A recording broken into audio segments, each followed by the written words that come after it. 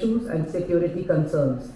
To leverage the G20 summit, Ministry India needs to showcase its tourism industry in a manner that attracts global tourists. The G20 presidency gives India a chance to shape the agenda for global cooperation as the world emerges from the shadows of COVID-19 pandemic. The group's importance is reflected by its economic strength. Its member states account for more than 80% of global GDP, 75% of global trade, and 60% of the world's population. New Delhi is eager to project the presidency as an opportunity to underline its emerging status as a leading power. The theme India selected for its presidency is Vasudhaiva Kutumbakam, a Sanskrit phrase that means the world is one family, all the while also pushing for its brand of reformed multilateralism. I would like to emphasize, tourism and aviation are siblings, and FAST is a part of aviation too. And we've been working together, but we've been still working in parallel lines. With 52% of world travelers reaching the destination by air, their growth is intrinsically linked. However, economic regulations, taxations, and travel facilitations are the few major focus areas that tourism and aviation stakeholders should look into. Alliance between tourism and air transportation is very much a non-separable alliance. And it is very important to focus on aligning these two sectors to make places more accessible and affordable.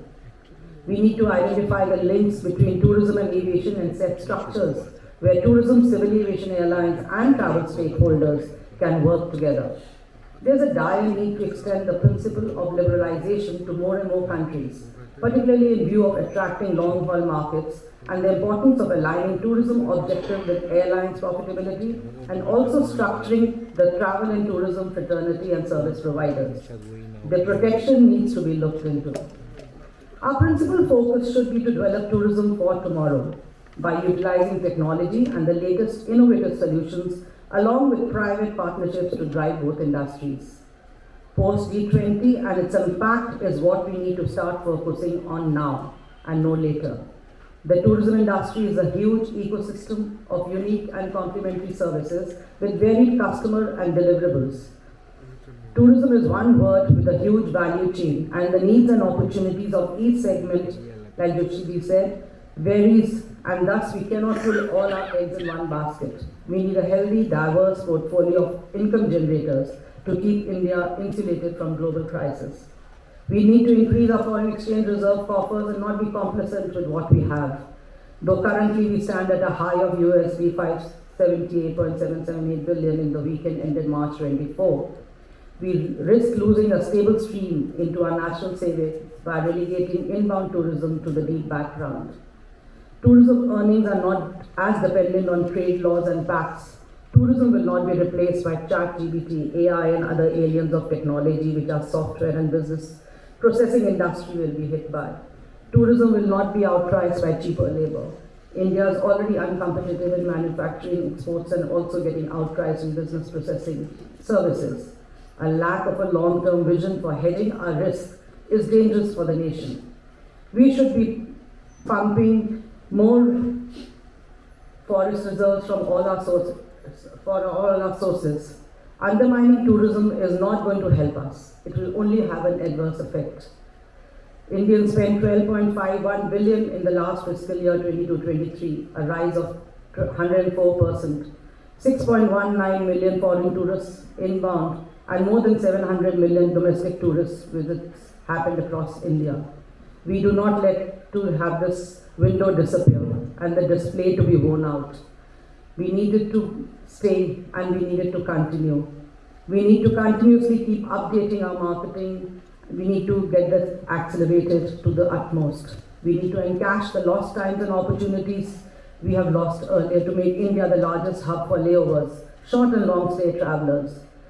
We certainly need to focus on our regional tourism. We need to raise our capex, continue building the last mile connectivity, concentrate on safety, making India a round-the-year destination, and invest in skilling, including soft skills.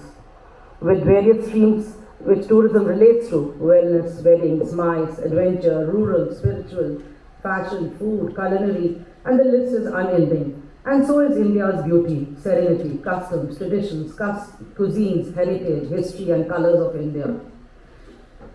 I would just say the ministry needs to continuously, keep working with the vigor, and there cannot be a lapse. I see that, our secretaries come and go, the continuity stops. I think there needs to be a vision beyond the entire setup of the ministry. I think we need to have a continuity process in the ministries more where tourism is concerned, because tourism is not a product, tourism is a service that we provide to actually build our industry. And Ministry of Tourism needs to work totally on a private PPP model. I would go a step further to say, let the ministry be established as a private setup and become a fast developing, result-oriented sector, as it doesn't need to trot but run and outpace every other aspect of industries. Because sustainability doesn't only come with products, it comes with the service providers, it comes right from the grassroots levels to the leadership roles. I'll just end by saying that it doesn't matter where we are nowhere compared to where we can go. And I would just end by that and say I wish fast a very successful day today and very fruitful deliberations to all present here. Thank you so much.